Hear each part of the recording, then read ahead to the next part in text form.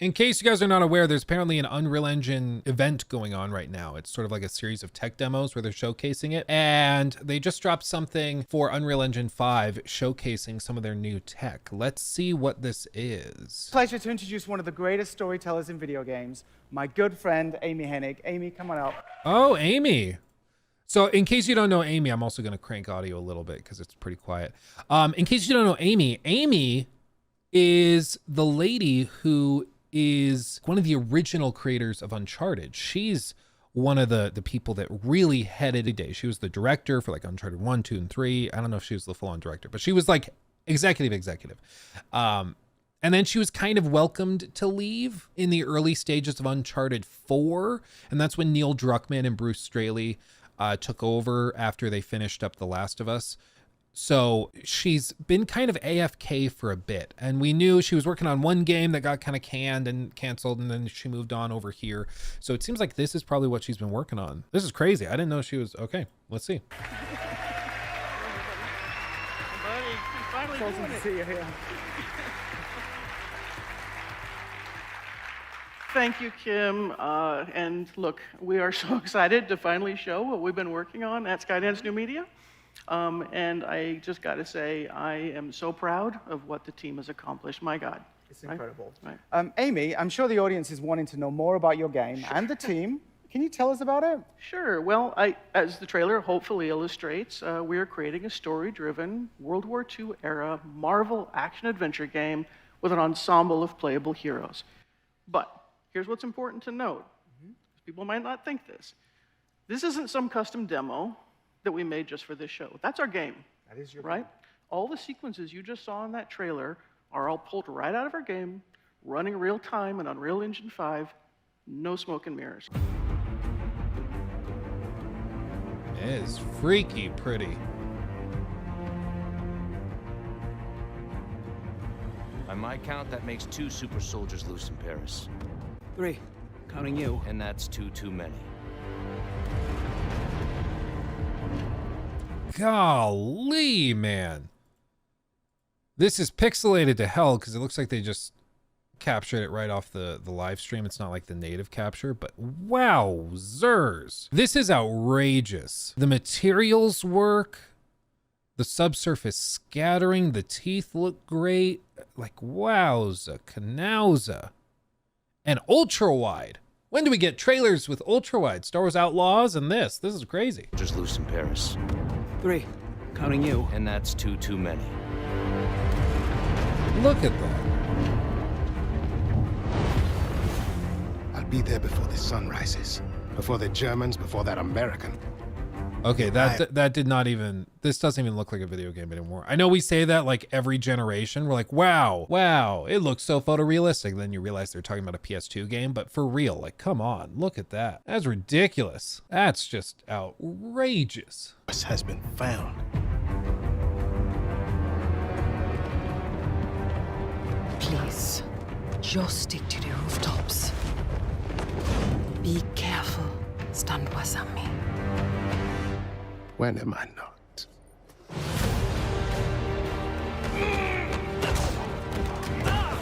It's better if I tackle this one alone. You may encounter some obstacles. That won't be a problem. Our cat friend is definitely here too. By the look of things, he's not very far ahead. The American boy is right on your heels. Who the hell are you? If you wanted us dead, we'd be dead. So what do you want? Answers. That's far enough! Stay out of my way! Stand aside! I do not take orders from anyone! I don't have time for this. Neither do I.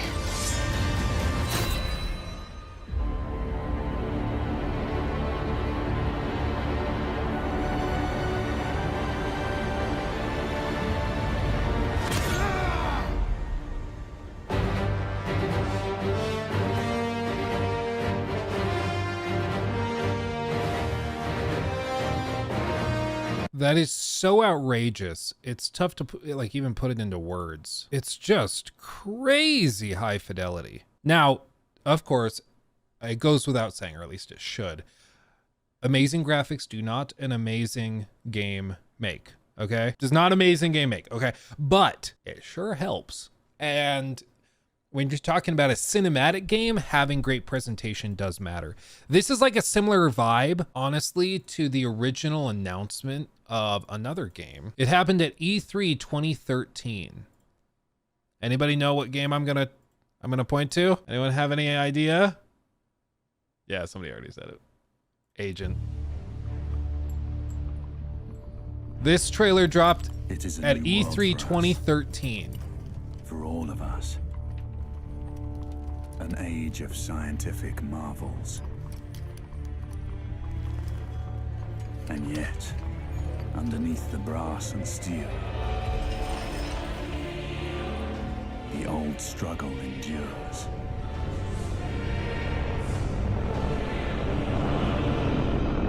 The wall dividing life from death. Looks amazing, right? Announced, this trailer is from over a decade ago, but we all kind of know how that ended. I mean, I'm saying this as somebody that likes the Order 1886, and I consider the Order 1886 to actually be responsible for a lot of the sort of cinematic trends that came after. I love it so much. I have the collector's edition up here. That right there is the collector's edition for the Order 1886. Some lady had like broken up with her boyfriend and it was still in its box in the garage and she was selling it to like be spiteful or something. I happened to just get it at the perfect time. So sorry, dude, if you're wondering what happened to it. But I just love the statue and the sculpt is beautiful. The paint job's really well done. So I've had this and I've kept it on the shelf for ages.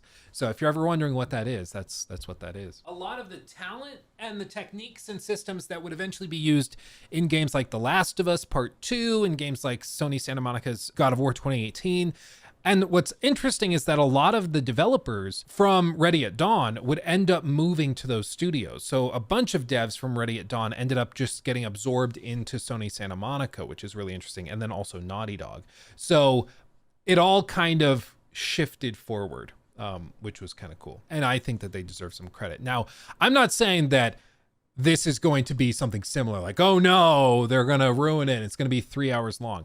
I'm not saying that. I do think in the past, in decades past even, whenever there's one part of a game that is so fantastic, it defies comprehension, there's usually something else that suffers as a result. You know, it's like if I give you 10 beans, I don't know what to even say. Oh, I guess I could, let's do a live demonstration. Okay, I have a bunch of screws and bolts from when I replaced my water cooler on my computer. Will this work? Yeah. So I've got all these screws, and these represent units of budget. Units of currency, right? So I've got all these, and these are my budget that I can apply to different things. And maybe over here, like this side of it is maybe gameplay, and then this side is going to be all like narrative and maybe graphics and presentation stuff. So I can take some of the budget and I can put it over here, and I can do this, and it's pretty evenly spread. Graphics aren't amazing, but it's a good game.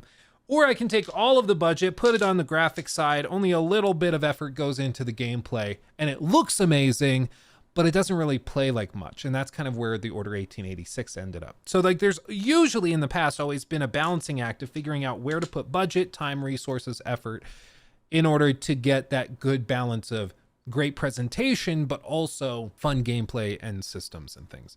And that's how it's been in the past. The promise of Unreal Engine is that Unreal Engine 5 aims to make it so the budgetary cost for achieving this level of fidelity is so low that anybody can do it. That an indie team could get a game looking this good and running this well.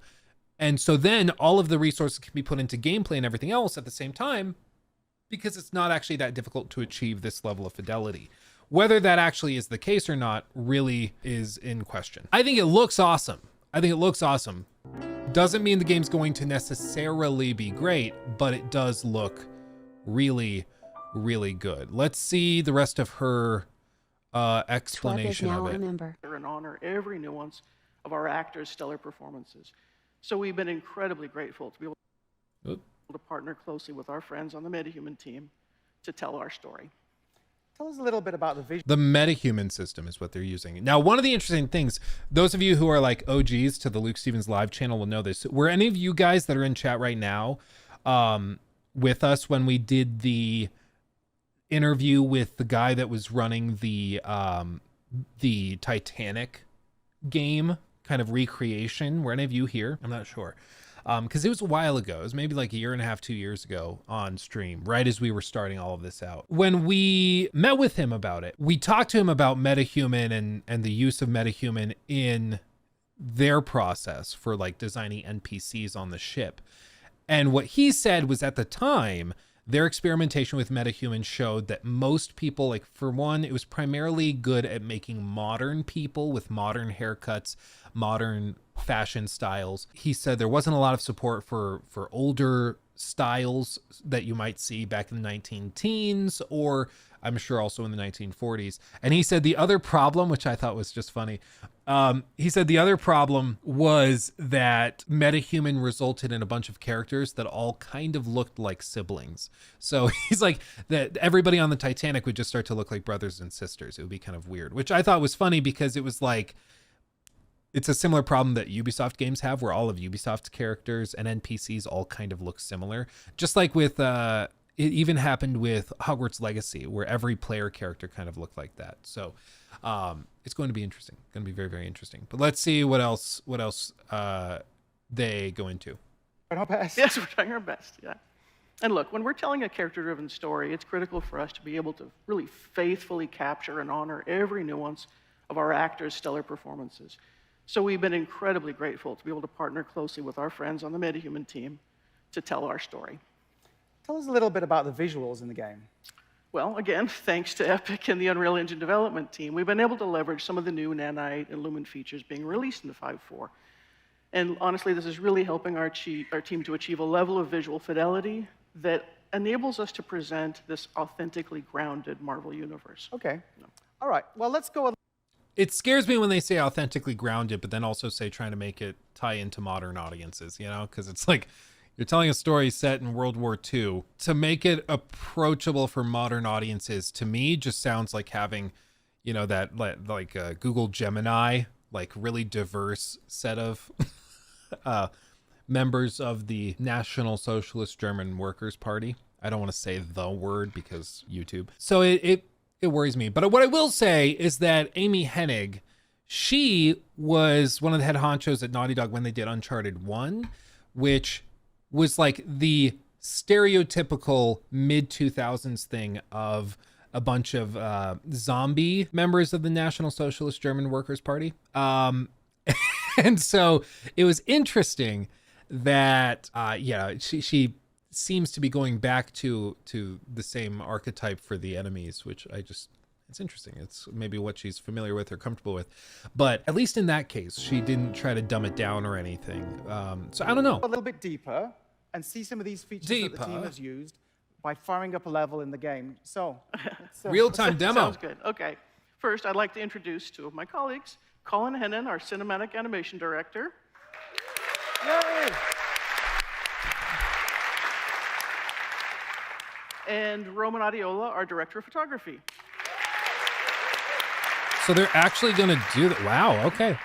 Wait, why did this go away? Like, they used to do this in the early 2000s where they would do live demos of games and stuff, and then they just stopped. And I think that sucks. I love seeing these live demos of things. It's so cool. Also, do you love how all of the press in the audience has their laptops open so they can type tweets and stuff? When I say, I don't know why they would do this, I know why they would do it. It's because, like, they don't do this anymore because it's a big risk. If the demo goes poorly, it makes everything look like garbage. It makes it look like you don't know what you're doing. It's embarrassing, and it's just not worth the risk. You'd rather play a video of something you know works than take the risk of it failing. But that's why it's all the more impressive to do it live and show, look, we're this confident in it that we can just show you. It's so cool to see. Like he is at all of our performance capture shoots. So, if you all are ready, let's switch the feed and go back to that bridge environment. And let's see, yep, you're live, good, okay. So Colin, let's boom down and take a closer look at this environment.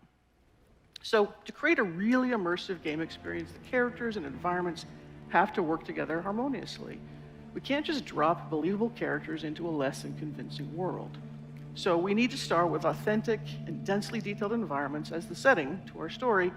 And look, because part of our story is set in 1940s occupied Paris, we needed the world to have a really believable and visceral level of detail and grit, as you can see here. So, Roman, why don't we focus on the ground here for a bit? Now look at that. That's an amazing amount of detail. It would have been nearly impossible to get something this complex to run in real time. Yeah, and if I don't pause it and if I let it keep moving, the motion blur and the pixelation and compression kind of covers it up. But there's even there's detail on each of these individual twigs. They're casting shadows. The leaves have their own reflections and different spec maps, and this is just an outrageous level of detail. It's crazy. This is wild. This is breaking my brain. Without the new features in 5.4. So, Kim, let's talk about some of the levels of detail that we're seeing here. Sure. So, come on. If you saw that picture, you'd be like, okay, it's a picture of the ground. Congratulations. But no, this is this is running in Unreal Engine 5.4. This isn't real. This is one of those moments where, again, I know every generation, we're like, wow, that looks so photorealistic. I remember seeing trailers for The Last of Us Part 2 and being like, wow, it looks photorealistic. Now I go back, I'm like, no, it's a video game. I can tell. It doesn't look that photorealistic. This actually does look photorealistic. Come on. This is ridiculous. This is outrageous. Fast forward to 5 years when Luke looks back on this and is like, no. Talking about Nanite's new adaptive tessellation feature. So she's talking about Nanite. Nanite has been out, but there's new features within Nanite that they're discussing here, which is just to be clear what they're doing. Whilst Nanite lets you create environments like you're seeing here of incredible detail, the memory requirements can become impractical to realize for such a level of complexity across a huge level without the need for lots of instancing. And we thought that was a challenge and we wanted to deal with it. So, Colin, let's actually strip this scene right down to the dirt. Strip so it. Folks can see what we're talking about. So, see how simple, this is relatively simple ground plane. Actually, let's show the triangle so you can actually see what's there. Just a few hundred triangles. Let's pop it back to the beauty render view. But with this new dynamic tessellation capability, we can actually displace that simple geometry and create new three-dimensional geometry of the quality that you're used to with Nanite. With nothing more than layering tile textures and using shader logic, you can make incredibly complex effects. So instead of me trying to explain it, let's get Colin to show the magic, and let's see a transformation of this face. This technique allows you to see an unprecedented level of geometric detail, but it's also memory efficient and can be changed dynamically in the runtime of your game. It's like an acid trip. So things like footprints or tire tracks or even supernatural effects, if you would want them, can be visualized. And just to show how this simple geometry has now been transformed, let's have a look at the triangle view again. There you go. What you expect from Nanite. So it's a really, really smart, interesting technique to actually get detail into the games with the video compression. It's like, stop! This is like a nightmare for video compression. without crazy, crazy amounts of geometry. Let's switch it back to the detail view. Thank you. And of course, I don't care about triangles. Well, so the whole thing with all video game tech is trying to make sure you have enough detail while also managing to fit within the budgets of the hardware. It's all just a balancing act. One of the coolest things I remember seeing way back in the day was actually from, I believe it was the making of The Last of Us. So if you look at this is what's happening whenever you're running a game where they have an actual amount of memory that's being used for certain assets, for certain things that are going on. Back in the day with something like, say, The Last of Us on the PS3, you had a set budget for your memory that you could have loaded into scenes at a given time. And that, this also matters for rendering it out, how many triangles are used in each of them. All of that matters.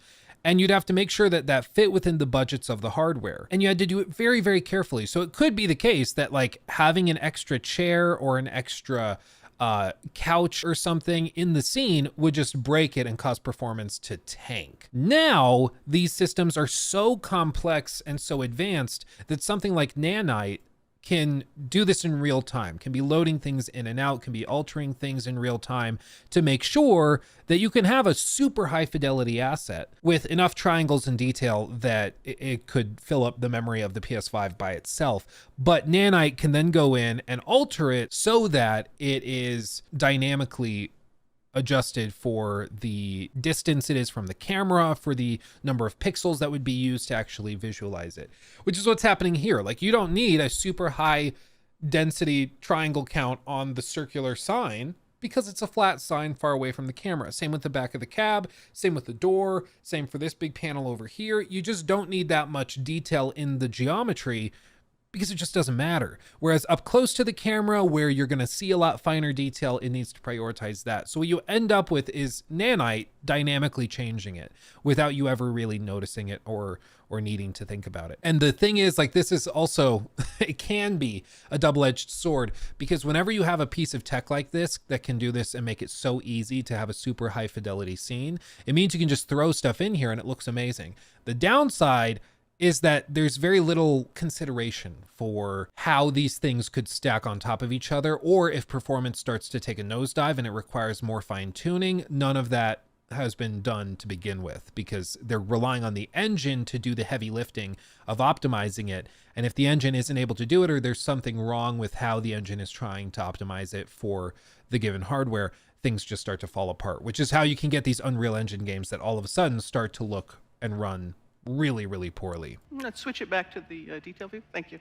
So and of I course, hate that. Please as you can imagine, this technology isn't just useful for the ground and for the ground terrain. It applies to every detail in the environment. So let's fly over to that pile of objects on the left over there, for example. And Colin, while we do, can you kill those headlights for me? Cool. Thank you. Okay, so imagine our challenge. We're trying to authentically recreate a harsh winter in occupied Paris. That means every prop, every object, every detail, every rooftop needs to be realistically blanketed in snow. So now let's show how we can dial up the snow accumulation on these objects, right? And of course, we can dial it back as desired. Again, that's just so outrageous. In years past, if you wanted a snow-covered object, you would have to model it specifically with snow on it. Like, you have to manually do it. You have to manually do it. It's just outrageous. It's crazy. It's making me feel chilly, actually. Yeah, actually, it's a little cold up here. Or maybe it's just nerves. And remember, of course, like Kim said, thanks to this technology, this is all actual geometry. So you can see how tools like these would really empower even a small team to art direct and set dress their environments dynamically. It enables our artists to create a series of layers in the environment and then build up the complexity layer by layer by layer. And this is also why it's also at the same time kind of baffling to me that some of these games are taking so long to make. Because you would think if you can do this, they could have a board meeting and everybody comes in, they bring this scene and the directors look at it. Yeah, we need more snow accumulated. Again, 10 years ago, 5 years ago, even like 3 years ago, you probably would have to go, okay, we made notes, and then they're gonna have to go back to their desks and work on it for a couple days, do more snow, and then bring it back in front of everybody and get approval on it.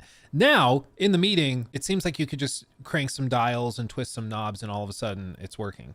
It's ridiculous. Now, speaking of set dressing, let's go check out that fire barrel over by the watchtower we saw earlier. Yeah, that's the one there. And let's turn on a light to really illuminate the smoke coming out of the barrel. Thank you. Look at that. That's amazing. We could have never achieved effects this realistic in the past. So this is what we call heterogeneous volumes. In the past, effects like these would be done with particle sprites, but that's kind of a cheat that often breaks down and can look flat. It's nice from afar, but far from nice, as we say back in the UK. So if we look at the glow of the fire as it dynamically illuminates the volumetric smoke, you can see that light transmitting through the volume. You can also see that the smoke itself is casting shadows onto the wall. These volumetrics can also mix with more traditional effects as well. So if you do want to put particles in there, fog, or even cards, you can do it. It all works in a unified way.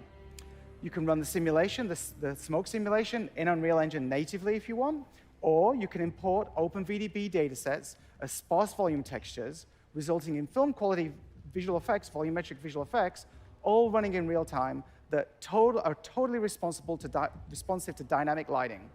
Yeah, and I'm starting to understand, like every time I see more of these demos, I'm like, okay, I'm starting to get why some of these big companies like CD Projekt Red were looking at it and like, okay, I think we can switch and it's okay. Like, and this is kind of the brilliance of Epic, who of course owns Unreal Engine and they run it, is that they have this cash cow in the form of Fortnite. And what they did with it is they didn't just sit on it.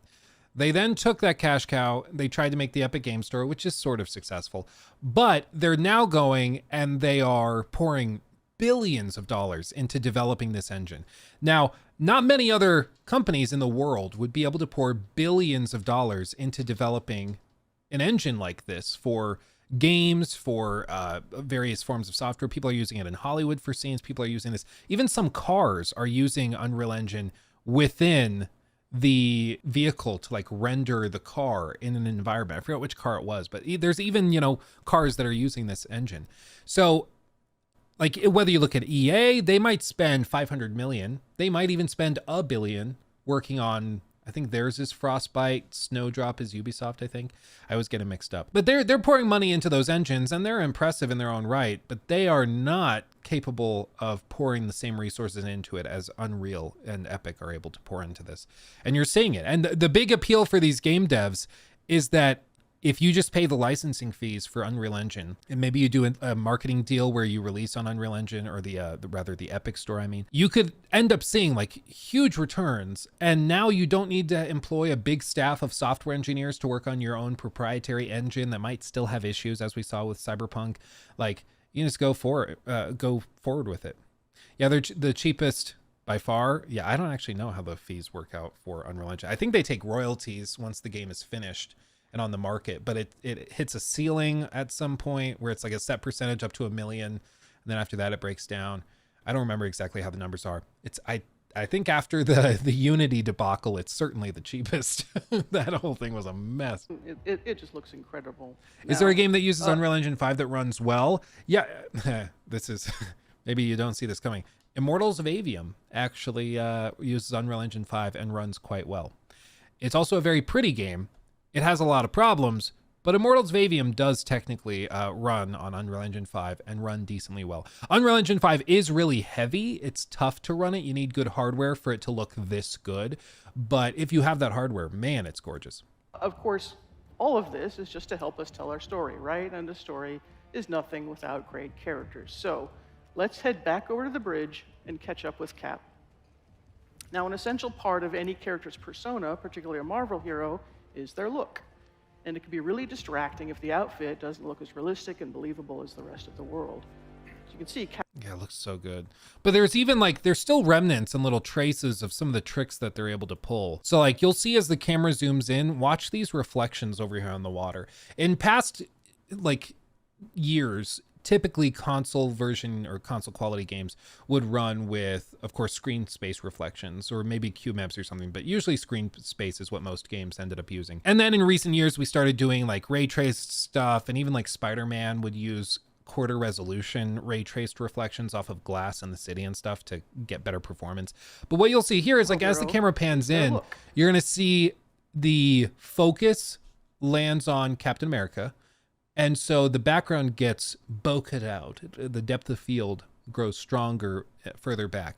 And what the engine is able to do is it's able to lessen up the detail now that it knows you're focusing on this character. And so you'll see the quality of these reflections drop off, but it's because they know that you're not looking at those reflections. And it can be so as really the camera comes in, the outfit doesn't look as realistic and believable. Quality just drops off because you don't really need it. And it's blurred out, so you don't need to render those reflections as highly. You can just pivot off of it. So you can see Cap's leather uniform fits just like you would expect in real life, with all the correct material properties and the complexity of creases forming as he moves. Dude, actual cloth physics in a game? What is this, 2008? Seriously, what happened with all those? It was so cool when we had those PhysX demos and PhysX systems in games with like actual smoke and cloth and stuff. It's just not even a thing here. It's like when I went back and I played Batman Arkham City again.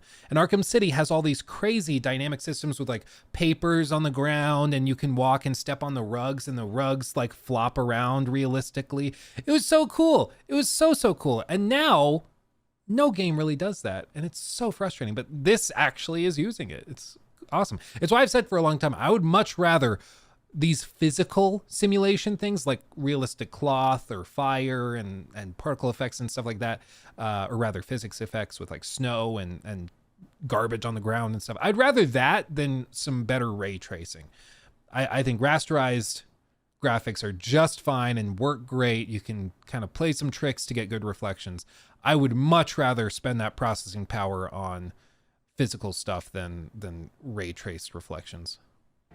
From a technical perspective, this is where we can effectively utilize machine learning. We can set up and run complex simulations in a package like Houdini and import that data into UE. We then use this to train an ML model, producing film quality deformations that run in real time. But none of this matters without great facial performances. So let's bring Azuri, T'Challa's grandfather and our Black Panther, into this scene, this time with his mask off. But I know who you are, Captain. America's hero, dancing around in red, white, and blue underwear. That shield that you hide behind does not belong to you. You are unworthy of it. All right, and as he pauses here, Roman, why don't you go in really close and really show everybody the detail that we have in these models. It's insane, right? Like, Amazing. It's essential for us to retain every nuance of the outstanding performance that our actor, Kari Payton, brought to Azuri's character. What you just saw there were untouched metahuman animator solves. So working with the metahuman process, we've been able to honor our amazing actors' performances and faithfully transform them into equally powerful digital performances. Now, of course, it all starts with the actor's talent, and we're fortunate to have two of our cast with us in the audience today. So I'd like to introduce Drew Moorline, who plays Captain America. Yay!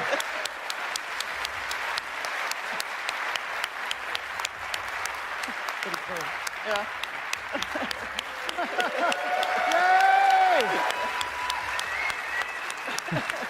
No handshake for you. I'm hugging.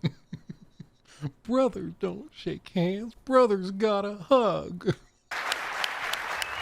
And Kari Payton, our Black Panther. See, they hug. They're friends. They're not really fighting. It's all good. And of course, I want to take this opportunity to thank them and the rest of our wonderful cast for going on this incredibly crazy journey with us. And now, as a special treat, let's take a look at the entire bridge scene that you saw earlier. But this time, we'll keep Azuri's mask off to really showcase what we can do when all this incredible talent and all these amazing features come together. But remember, this is running entirely in real time. That's far enough! I'm here on the business of the United States government. Yours is not the only business here. Stay out of my way. Stand aside! I do not take orders from anyone. Turn around, boy. Go home. Look, pal, I don't know who you are. But I know who you are. Captain. America's hero. Dancing around in red, white, and blue underwear. Says the man dressed like an overgrown house cat. That shield that you hide behind does not belong to you. You are unworthy of it. I don't have time for this. Neither do I.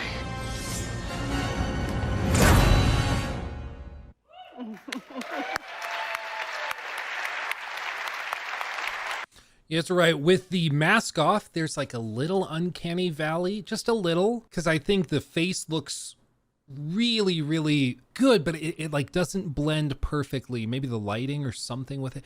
I don't know. It's just ever so slightly off from the costume. It's weird.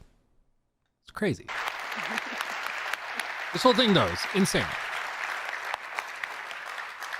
All in engine, and just to show there's no cheating going on, hey, Colin, can you show the editor and the sequencer timeline?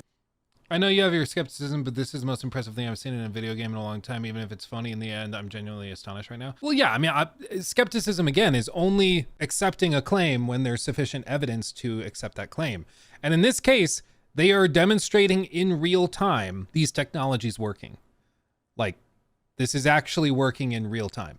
So for me, like, this isn't to deny this, be like, nope, still fake. That would just be cynicism and delusion.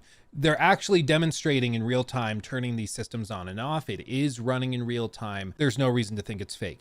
Now, whether this makes for a good video game is up in the air. Whether this runs on consumer hardware is a question. As far as I'm aware, she never mentioned what hardware this is running on. Whether this is running on like a 4090, they don't have magic hardware. They're not able to like get the RTX 7090 or anything. So they're using hardware available, but I'm confident this level of quality would be achievable on this outrageously expensive computer I have here, at least with this demo that they've presented. You do see that it's rendering at they're going for 30 FPS, it seems, which is fine. And I think that, you know, games, once we start getting games with levels of fidelity that are this high, I think then you'll see the 30 FPS 60 versus 60 FPS debate start to calm down a little, as long as it's locked at 30. The problem is that we've been getting so many games that only go to 30 FPS that don't look like they should only go to 30 FPS. This, if it runs at 30, I'm like, fair enough. But like with some of these games where we were like, that only, like Starfield, really? That thing can only run at 30 frames on console? Okay, man, you know, but this, there's reason to be excited for this. They're demonstrating in real time with evidence that this is real technology. And beyond this, like you can see other games that are using these technologies as well. So it really is running on Unreal Engine. We don't cheat. Yeah. So, absolutely incredible. I've never seen performances in a video game that are so believable. The storytelling, the action, I can't wait. It's going to be so good to play. Anyway, Amy, Colin, Ron. Aiming for next year. That's outrageous. Yeah. And I mean, I can't put into words enough. Like, Amy Hennig is a legend. You might not realize it, but she is responsible for starting the trends that really kicked off with Uncharted. But she's responsible for some of the biggest trends in gaming over the last 15 years. She is an absolute legend. She hasn't done much in the last decade or so because every project she was working on kept getting canceled by like EA and stuff like that. Wasn't she the one working on Star Wars, like, what was it, 1313 or whatever? She was working on that. That looked amazing, and then it got canceled and canned, you know, all sorts of madness.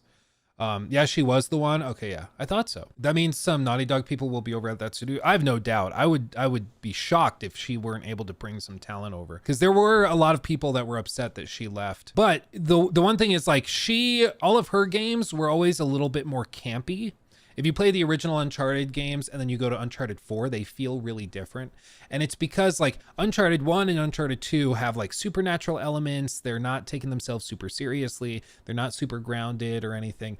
And then Uncharted 3 hits and it's a little bit more grounded, but still has supernatural elements. And then Uncharted 4 hits, there's basically no supernatural elements. Everything is grounded in reality. And you can feel that shift in tone from the studio as they go about their way. And so I think that probably is going to be reflected in this, where the tone is going to be different. But that's not, I don't think that's bad. I mean, seriously, this is just so insane. Again, great graphics do not an amazing game make, but they sure do help, especially when you're trying to tell a story that's very cinematic and you're trying to do that. We haven't seen any gameplay. We haven't seen anything like that. So who knows what it actually is like, but it definitely looks very, very good. And they are affirming time and time again, this is running in real time. This is real. We are not faking this. This is happening. So I'm excited. And I mean, this is, again, another game coming out next year we didn't know about. It's wild. Yeah, it might just be, I bet $70 that's some button mashing game. It might be a button mashing game, or it might be like a quick time event game. That's one thing that we ran into with The Order 1886, is that it had some really cool sequences, but the really cool sequences were all tied up in quick time events. And since, like, it's funny, every 5 years or so, there's a new like scandal in the gaming industry.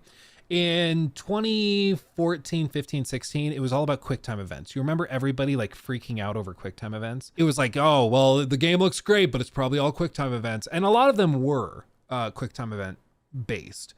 And then it shifted. The scandals became more about loot boxes and monetization. Nowadays, everything is about live service games. And if your game is a live service, immediately it's like -2. Everybody loses interest in it. It's like, okay, well, now I'm out. But you still get a lot of games that are like pretty big and very, very popular in the form of like even Final Fantasy VII Rebirth or, well, God of War Ragnarok and Spider-Man 2. All of these games have a lot of quick time events in them, but nobody really seems to care as long as it looks cool and pretty. So it seems like people have calmed down on it, whereas 10 years ago, they would not have forgiven it. I don't know, the ziplining scene in the Order 1886 was a technical marvel. Yeah, so much of that game is a technical marvel. But one of the other cool things about the Order 1886 that they're doing in this Marvel game is the aspect ratio. I don't think this is a mistake. That you're seeing so many shots, well, all of the shots are in this ultra wide aspect ratio, even though they would be capable of doing this in 60:9, they're doing it in ultra wide. And the reason for it, I think, is because they actually have to render less pixels when they do it this way. So you can kind of get around some difficulties of rendering max resolutions at like 4K if you just get rid of a good chunk of pixels on the top and bottom of the frame, right? And then it also looks cinematic. So what the Order 1886 did is that they had big black bars on the top and bottom. So it was a very cinematic aspect ratio, which made it feel really cinematic.